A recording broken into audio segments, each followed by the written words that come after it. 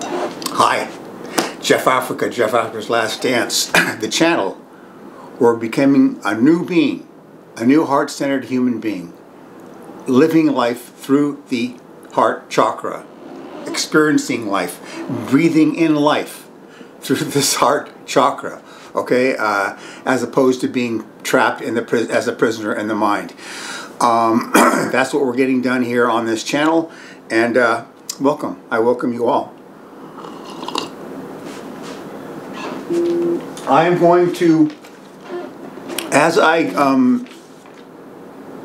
take a look at the vast array of distractions we have on this planet Earth at this point, it's becoming more apparent to me and more desirable for me to concentrate on myself, concentrate on fanning this flame and flicker of flame in my heart every day, bigger and larger and more bright. Okay, when I think of all the distractions, TV, all the things that are going on in the news, like I was telling you before, this is very, very interesting. As I'm reading the news section of the computer, these days you don't get a paper anymore. It's getting farther and farther away from me. Okay, all the contrivances and contraptions and conniptions of the 3D world are receding and becoming smaller and smaller, and it's much better, much more pleasant, much more directed for me to stay focused on myself and fanning this new form consciousness that we're up to here on this channel. And it's much more pleasing to drop all that stuff, generally speaking, and continue to focus on myself and my growth. And all the things I need to focus on and realize as we make progress in this trek I am on here with you too, okay, that we're all on. So that's just a nice turn of events, that's what's happening, and it's going to happen for you too. Like I say, it's just the contrivances of this world no longer. It's no longer real to me, which is good, great progress. I'm going to give you a list of ingredients, my list of ingredients of what my consciousness was like for 40 years, roughly 40 years, give or take, and different variances as the decades move forward. But this is a prelude to the next video, which I'm going to tell you my report card. Okay, give you how far in the last 15 years, let's just say, when I really took charge of this thing, how far I've come from what my consciousness was like those so many years ago. Okay, so these are the things that were what I called myself, essentially, more or less.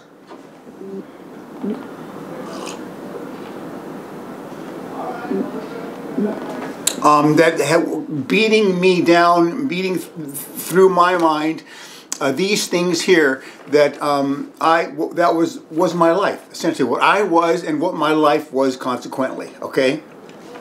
So here they are. I call this Frankenstein. I'm going to label this or term this or name this video Frankenstein because I'm really a Frankenstein of all these things. It's an interesting way of putting it, and I'll explain that to you as we end this thing. Overall feeling of already being defeated, war was over and I lost. I explained that to you before.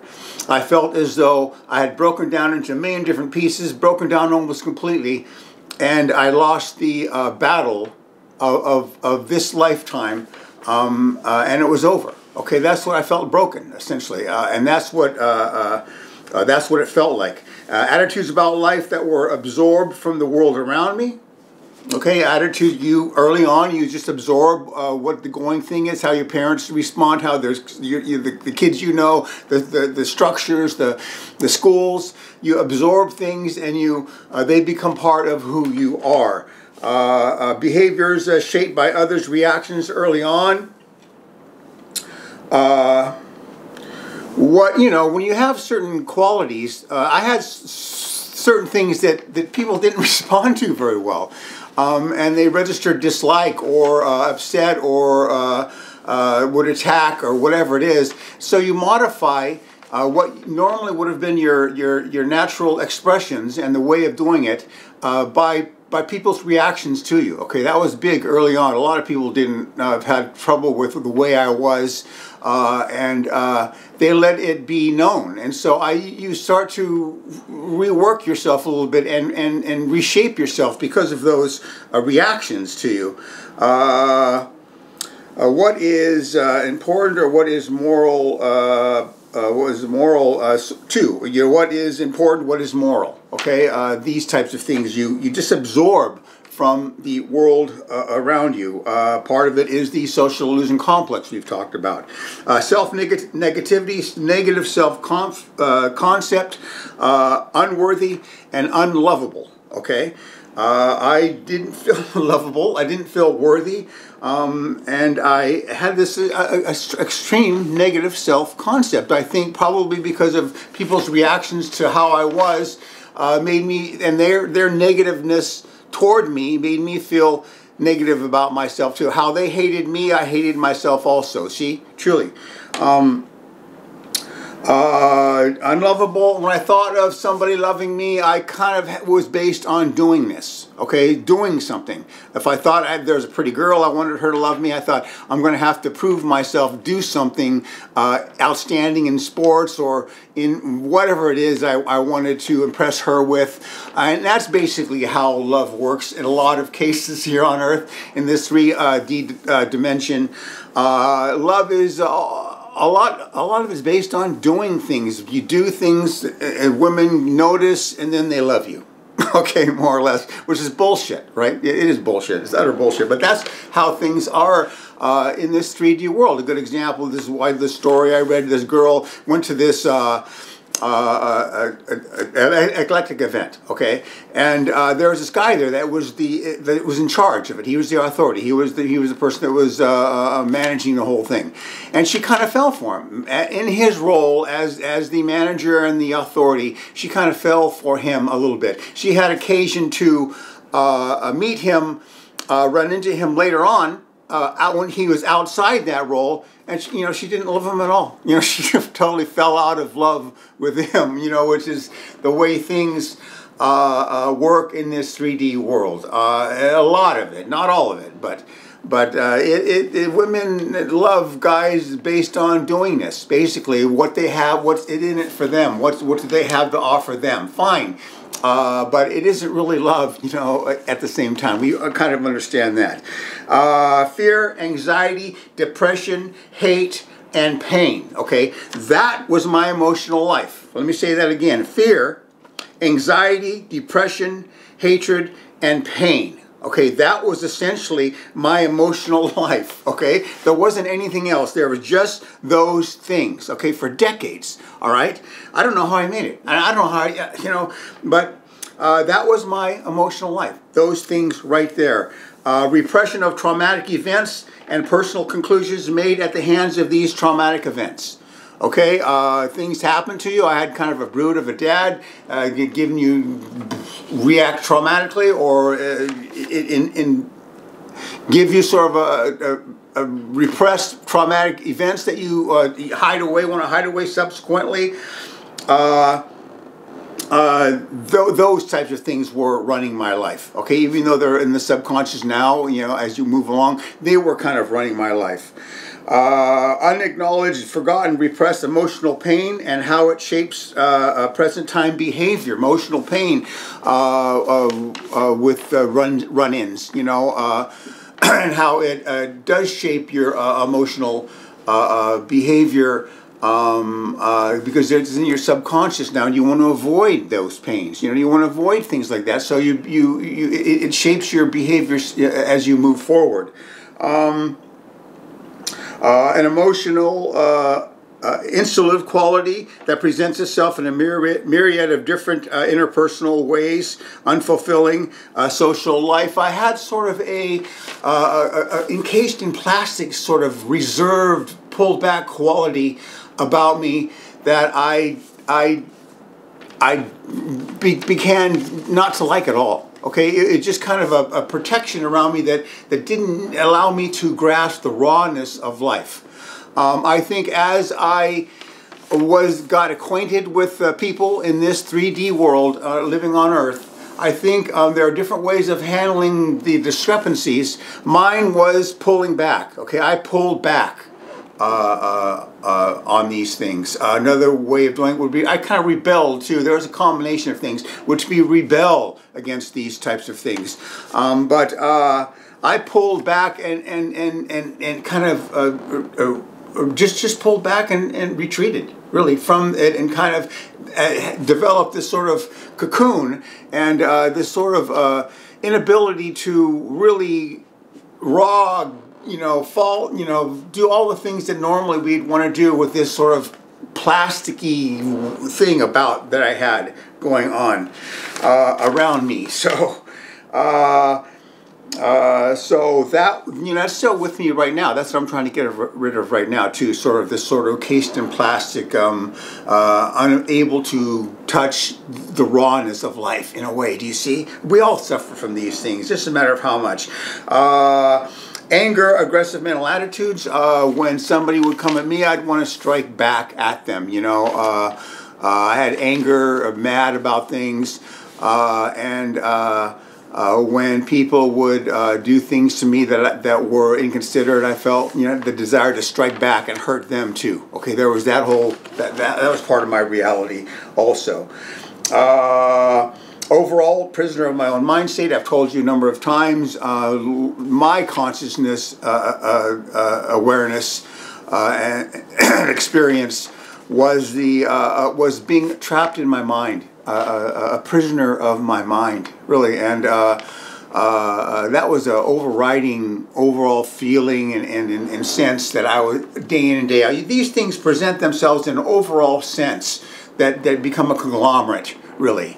That was a big one for me, a prisoner. I felt a prisoner of this life because of my mind state. No love in my life, no life in my life. There was no love. I didn't love myself. I didn't particularly love others. I'd fall in love with a girl every once in a while. And I would like other, people too, and there were those. When I would say that my life was like a zombie, or my moments were more dead than alive, which I put it that way early on too, that was it. As I looked around at my dead life, I noticed that there wasn't any love for me or for others, and I noticed there wasn't any life in my life. Okay, so these things are what are making up my life. Exposure to intellectual ideas and ideals, and consequently seeing reality through these new intellectual ideas and influences that had me looking at life then with blinders, with the intellectual blinders or the awareness blinders that would be a detriment to the full awareness of life. Ayn Rand for me was a big one. 17 years old, I read The Fountainhead, and it was a great book. I loved the book in certain ways, but then you begin to mold yourself with these ideas, and you begin to see life through this new idea lens that you've been given, and it acts as a consciousness restrictor in a way. I was a stupider person after I got acquainted with objectivism in a very real way. I was a stupider person than if I just would have never ran across it at all. And it's a very, very very good lesson that as far as getting indoctrinated with intellectual ideas that may have certain things that do seem to ring as true. But if you begin to start living and forming and molding yourself and life around you because of these intellectual ideas, it becomes a detriment, okay, because it becomes a limiting factor, consciousness limiting factor, okay. I've never had my whole life in those 40 years of 4 decades of crap living in my mind, I never had the slightest idea what I was doing. I would do things, I would leave jobs, I would make a stand here. I never knew whether it was correct or not. I'd look up sometimes, I was leaving a job one time because I felt I was wrongly treated, and as I was opening the door, into my the kitchen that day, knowing what I had to do, I looked up at God and I said, God, I don't have the slightest idea what I'm doing or why I'm doing it. I'm going to do it anyway, but I really don't know what the hell I'm doing right now. So I never knew what the hell I was doing in this mind state with all these influences running through my brain and a part of my psyche and part of my beingness in a constrictive sort of a heavy laden sort of a way. Then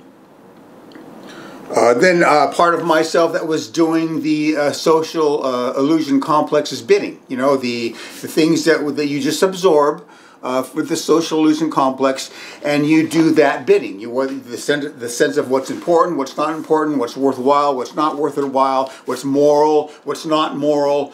You absorb those and you begin to do their bidding. Okay, that was another part of my psyche, part of who I was at that point. Feelings of not being wanted by humanity. I took a psychedelic one time, and just underneath my standard consciousness was this area where I felt not wanted by humanity. Whatever it was that I had to offer. If I was a cosmic messenger then, and what the message I had to offer wasn't really wanted by humanity. They're busy doing their stuff, and I personally wasn't wanted by humanity. That's the sensitivity and the kind of a hurt consciousness that was just below the surface, hiding just below the surface in my subconscious, I would say, on that psychedelic trip. Very, very interesting, wouldn't you say? Making myself small. I think that to fit in, to not have a dangerous life, really, to want people to like me, I made myself smaller than what my true nature would have dictated or would have had me become. Okay, so we all do that. We all make ourselves small in order to get along and not to create a ruckus. All right?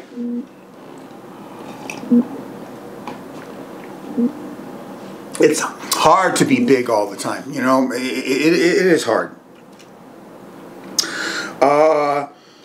Uncooperative and argumentative as a way of rebelling and not submitting, or uncooperative and argumentative as a way of not rebelling and not submitting or not complying to the reality around me, which I felt as though it's a common, make myself small, that's complying, okay? But yet there's another part of me that was argumentative and uncooperative because I didn't want to submit or comply to what society had going on. So there was that too. See, it was a mishmash of things that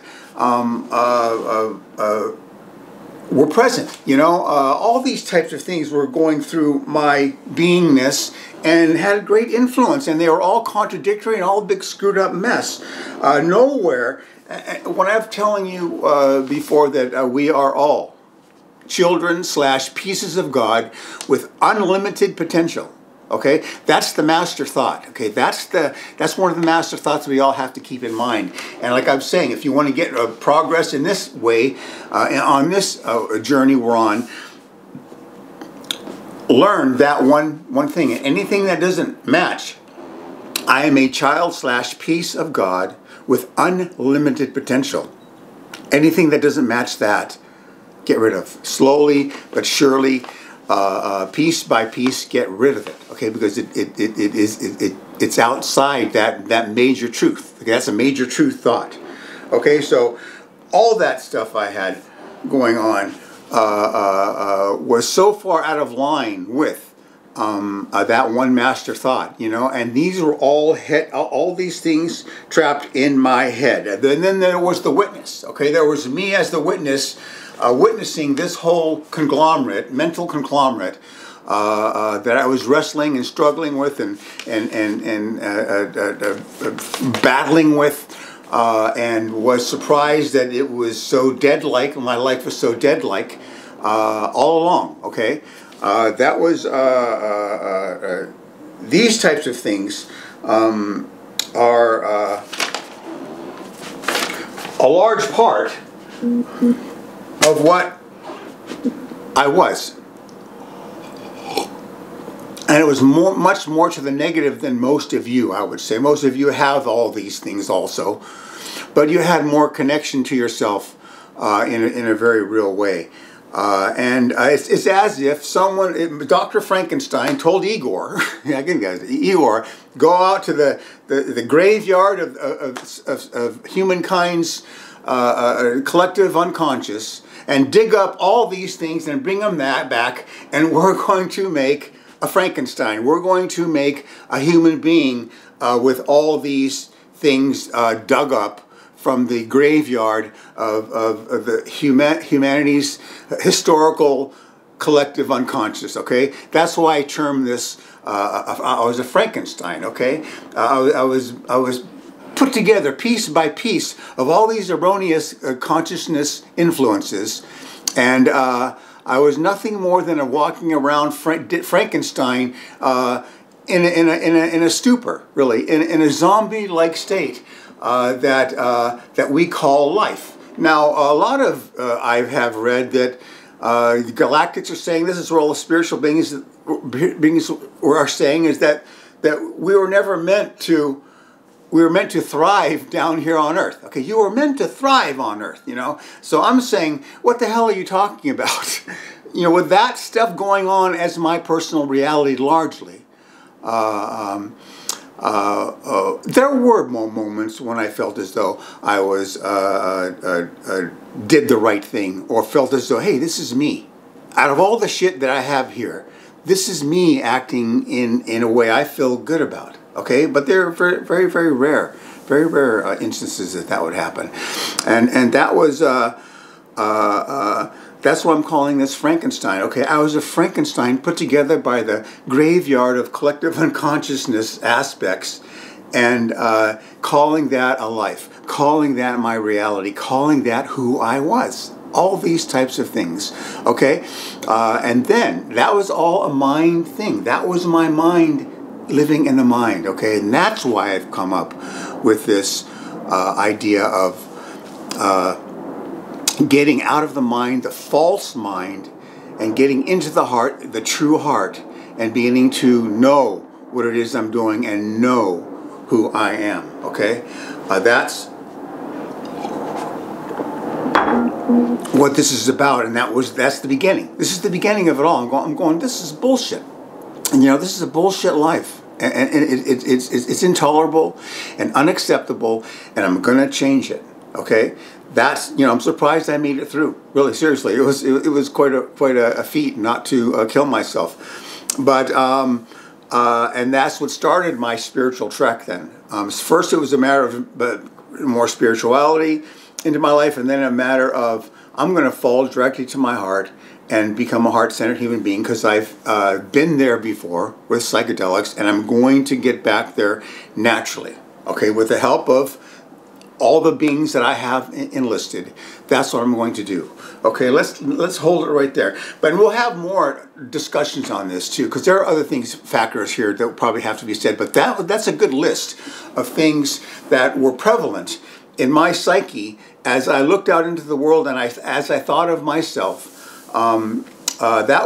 These things made up a large part of these influence of who I represented myself to be, and were constantly going through my mind, keeping me in a lower state of awareness, lower state of vibration, unsatisfied, and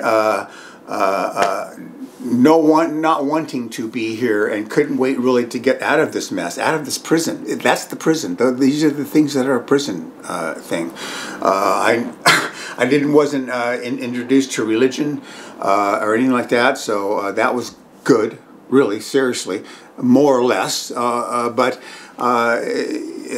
so I don't have that to get rid of, at least. But these things are all dissolving now, okay? And my next one is going to be, my next video is going to be my progress report to you, okay? But this is where I've come from. These types of things is where I have come from. And it was just a horrible nightmare of a way to call it life.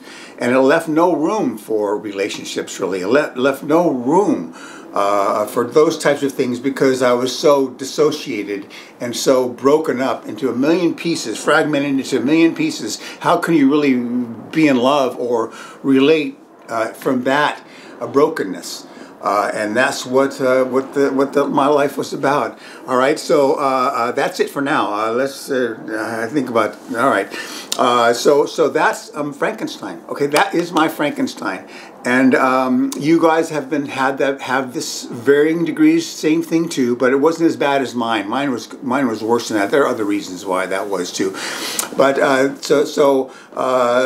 there you go. That's what has led me to be where I am right now.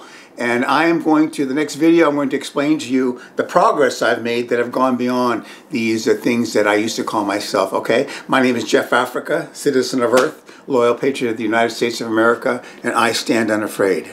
And these four, Mother Earth, Divine Mother, Paramount Yogananda, and Jessup Ben Joseph, I've enlisted these to help me become a heart-centered spiritual human being, living that heart-centered. I'm not talking about being in the mind, but having an open heart. Okay, gee, my heart's open today. Okay, well that's good. Okay, that's closed today. Okay, that's not good.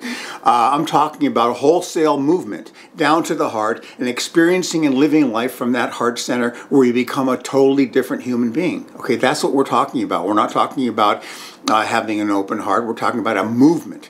We're talking a new residence in the heart center, and living and becoming these new finer realities and things that we all aspire to and want to call a life, as different from this pile of crap that I've just explained to you, okay? Thanks so much, and I'll be seeing you again soon, we'll continue this discussion. All right, bye now.